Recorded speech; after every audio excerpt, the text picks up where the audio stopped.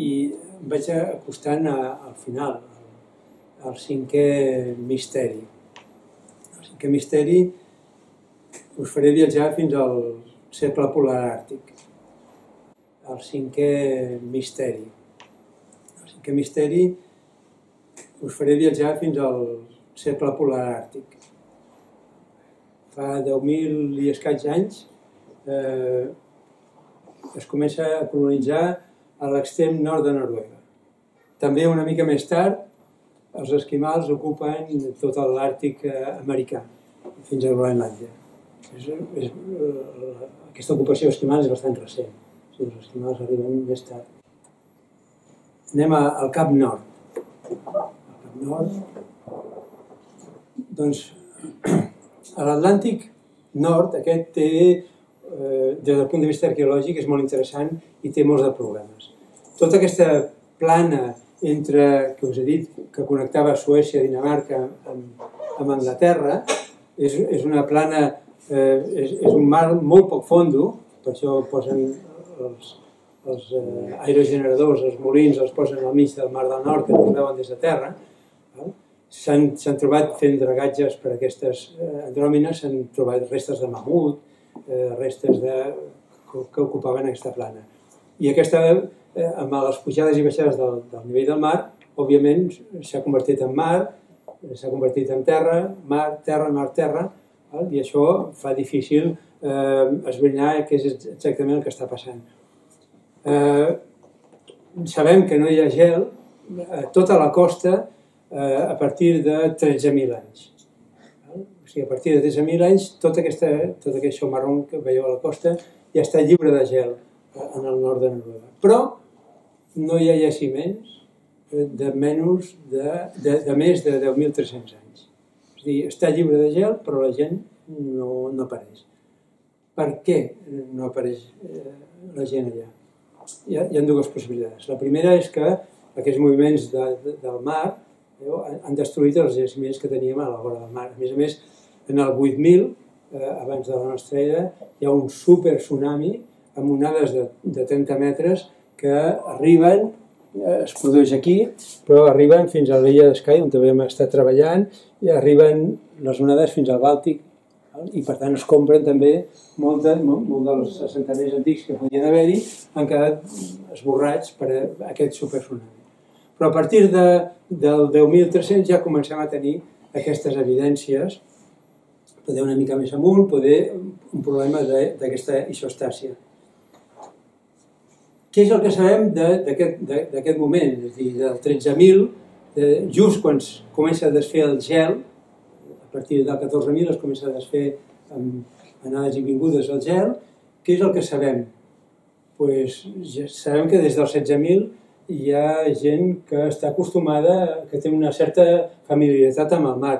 Aquest objecte és de la Cova de les Caldes d'Astúries i és una dent de caixalot foradada per penjar-se-la i que en una banda té gravat un bisó i en l'altra banda ho hem interpretat com un catxalot. Per tant, si més no, la gent ha vist catxalots i ha recollit ossos de catxalot a la costa i té una certa familiaritat a partir de 16.000 anys amb aquesta costa. També tenim en el 15.000 dibuixos de peixos de mar, com aquest és de Màlaga, una cova de Màlaga. Per tant, és una cosa ja coneguda i expandida. La gent ha estat per aquí. També tenim a totes les costes del mar Bàltic, fonamentalment, per una qüestió d'aquestes que us he dit de conservació, que es conserva tota la fusta, es conserva tota la matèria orgànica, xarxes com aquestes, barreres, millor dit, com aquestes, que són corrals de pesca. Corrals de pesca de més de 10.000 anys d'antiguitat, que s'han conservat molt bé en tot el Bàltic, Dinamarca, el nord d'Alemanya, fins i tot els rius russos, el Volga, per exemple, també s'han conservat. Aquest tipus de paranys per pesca vol dir que la gent tenia canoes per plantar aquests corrals de pesca i tenien una explotació molt forta d'aquest litoral. I també tenim aquestes muntanyes de cloves, de mol·luscs, que fan veritables colines a tot Dinamarca, al nord de França i fins i tot arriben a la desembocadura del Tejo a Portugal. Què és el que sabem d'instruments de navegació? Com s'ha conservat, aquí sí que tenim algunes evidències directes de la navegació. Tenim canoes. La més antiga fins ara és aquesta de Pesse, a Holanda, de fa 9.000 anys, 3 metres i mig, un tronc buidat. Però també tenim aquella d'allà, de Duisburg, també està a Dinamarca, i tenim rems, i fins i tot rems, com el que veieu aquí baix, decorat, amb gravats decorats, que s'han conservat en aquest tipus d'assentament de jaciment. Per tant, hi ha una familiaritat amb el mar i hi ha els instruments que serveixen per navegar, que en aquest cas els tenim documentats. Els tenim ben documentats. Fa 5.000 anys, en un jaciment d'un llac d'Itàlia, el jaciment de la Marmota, tenim aquesta canoa. És una canoa de 10 metres de longitud. No és una canoeta, però és que no només hi ha una, hi ha 5 canoes d'aquestes. I no només hi ha les canoes, sinó que hi ha joguines amb els que les criatures aprenien el que era una piragua. I això té 5.000 anys d'antiguitat. Per tant, tampoc és l'única. A Grècia hi ha un altre llac que també n'hi ha una altra d'aquestes canoes. I si voleu més encara, tenim aquesta canoa que es va trobar el 1901, que feia 15 metres de longitud, d'un tronc, trobada a Irlanda. Com veieu, va ser tot un show, intentar-la ficar en el museu, amb carros en aquell moment, però una canoa de 15 metres de longitud, tot i que és una mica més moderna, fa només 4.000 anys. Però vol dir que, efectivament, hi havia una familiaritat amb el mar de molts segles i que perdurava i que continuava. També n'hi ha a França. En la part atlàntica de França també s'han conservat canoes d'aquesta mena. Però no només hi ha canoes. Si anem a l'evidència etnogràfica, sabem que no tots havien de ser piragües. Tenim aquesta mena d'embarcacions, com cistelles, recobertes o bé de peix o bé impermeabilitzades. A la dreta és del Vietnam, la de l'esquerra és de la Índia. Direu, això està a la Índia. La Índia... No, això és de Gal·les. Gal·les a Anglaterra, del segle passat. I amb això es ficaven a l'aigua. Sí, era una altra possibilitat, veieu? I també tenim ceràmica al Mediterrani que ens representen barques com aquesta, però fixeu-vos quanta gent que va dintre. N'hi ha fotografies de la Índia on hi ha 10 o 12 persones ficades en cistelles d'aquestes, travessant rius, travessant... Per tant, és una altra possibilitat. També tenim embarcacions fetes amb fusta, fins i tot fetes amb banya de reno, l'estructura, i després recobertes amb pell. Aquesta és del Tíbet, però no només hi ha al Tíbet, també hi ha a Mongòlia. Aquesta està conservada en un museu, com veieu. A Sibèria trobem aquest tipus d'embarcacions també de peix recoberta, d'estructura de fusta recoberta de peix. Al Canadà, al nord del Canadà, no és esquimal, això. També tenim una embarcació feta amb tires de fusta i recoberta de pell. I amb aquestes barques tenim documentades caceres d'ant. Quan els ants aquests travessaven un llac o travessaven un riu, la gent era més fàcil de caçar-los des d'una embarcació, com veieu, fent això, o en el cas dels esquimals amb caiacs, o del nord de Sibèria amb caiacs, també aprofitant la migració dels rens que travessen el riu, que no poden córrer tan ràpidament, i d'aquesta manera els podien caçar. I bueno, això és etnografia. És etnografia, doncs, no només etnografia. Tenim en aquest cercle polar àrtic, en el jaciment d'Alta, tota una sèrie de gravats sobre la roca i que ens representen escenes com aquesta. Veieu? Hi ha tot un ramat de renos i darrere tota una sèrie de canoes amb arquers. Fins i tot aquí a la dreta, ho veureu millor ara, hi ha una persona que porta una cosa potser per espantar-los o per guiar-los d'alguna manera. I cacen els renos amb aquest tipus de destral que sí que s'han trobat també arqueològicament. Hem trobat banyes de reno que formaven una destral per matxacar el cap de les bèsties mentre es travessaven els rius. Bé, ja quasi estem arribant als minuts finals, al misteri final, perquè a Alta, a més d'aquestes canoes, i també a Suècia i a Noruega, trobem aquestes representacions. Unes representacions de barques molt més complexes, molt més sofisticades. Si cada ratlleta d'aquestes representa una persona, un tripulant, són barques bastant grosses, veieu? I per què poden representar un tripulant? Perquè veieu que hi ha dos allà que estan barallant amb aquestes destrals.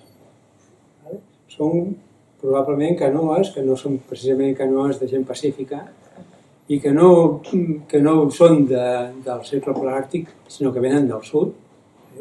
Són probablement, no, són d'una època una mica més recent, i s'han trobat també arqueològicament restes d'una canoa que està aquí reconstruïda. Una canoa de 20 metres de llarg, de 530 quilos de pes, que s'ha pogut reconstruir amb aquests materials, que podia portar 24 homes carregats d'armes i carregats d'equipament. I aquestes tenien, al fons, fets d'una planxa de fusta, als costats també dues planxes de fusta, lligades en els extrems amb dos blocs de fusta, lligades, no clavades sinó lligades. I amb aquestes dues perllongacions com els que heu vist en el dibuix. I això hi ha restes trobades directament arqueològicament. Però, clar, això correspon a l'edat del bronze. Això correspon a l'edat del bronze.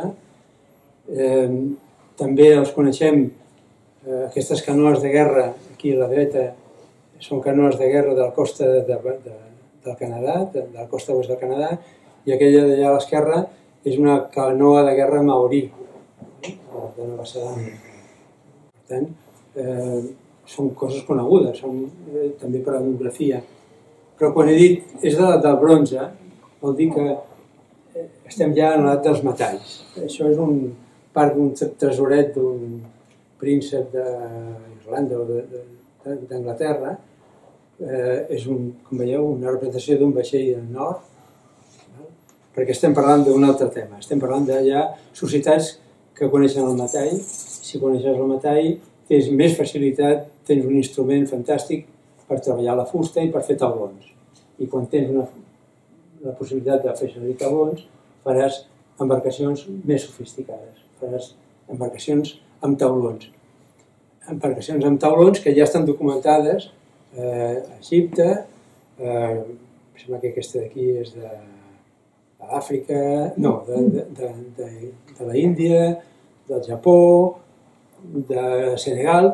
És a dir, comencem a trobar aquest tipus d'embarcacions també a per tot.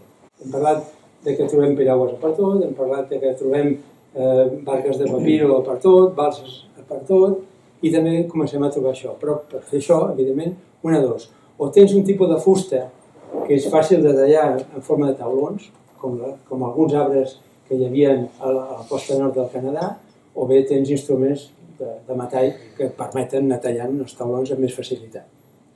Estem parlant d'unes societats complexes, estem parlant d'unes societats que, com les d'Egipte, ja han passat a la història. Han passat a l'època històrica perquè ja tenim escrits que podem interpretar i que podem llegir. Són societats complexes, són societats, com heu vist, amb guerra, amb tota una mena de complexitat social que ja no és la primera navegació. Ja s'ha acumulat molta experiència històrica, s'ha complicat molt la societat. A més, ja em va parlar el Xavier Nieto de com es construeixen aquestes barques amb taulons, no cal que jo parli més d'això. Simplement recordar, la llei d'Arquímedes és vàlida per tot el món. Per tant, que es trobin convergència de solucions no és tampoc estrany. Necessitem coses, matèries que s'unin i necessitem que l'aigua desplaçada tingui prou potència com per mantenir aquesta andròmina surant. Ara bé, ja he arribat pràcticament al final. Em preguntareu per què ens vam llançar al mar i per què ens vam llançar al mar a tot el món. Bé, us diré que la resposta no es troba en la navegació, la resposta es troba en la pròpia natura de la nostra espècie. Però com això ja seria una altra història, no us donaré les respostes que jo tinc per aquesta pregunta, ja serà una altra conferència un altre dia. De moment, el que sí que faré és que us deixo unes recomanacions. Si us interessa aquest tema, hi ha pel·lícules que es poden baixar del YouTube, pel·lícules antigues, La nuca d'Esquimal, aquesta de Man of Aran de la costa d'Irlanda, o aquesta de la gent de la costa nord-oest, on es poden veure com són les embarcacions que fan servir i com funcionen. Fixeu-vos en el caiac de dalt, és molt simpàtic, sembla que siguin dues persones, però veureu que hi ha sorpreses. Sortiran sorpreses.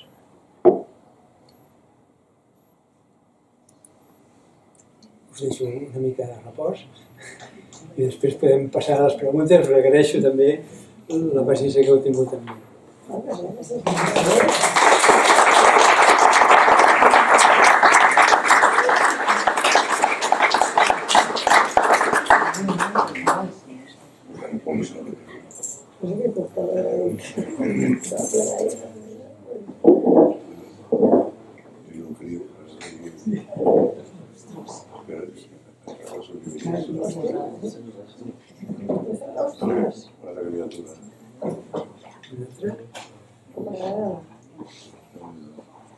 Atenció que falta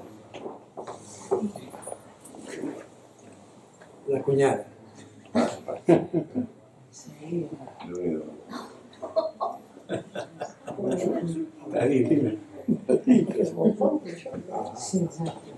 I penseu que s'ha acabat? No.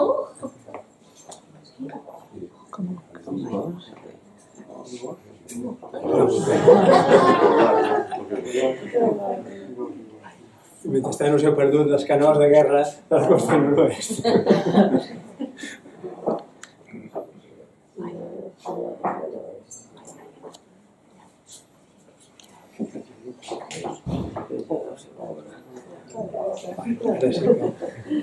Si teniu alguna qüestió, alguna pregunta.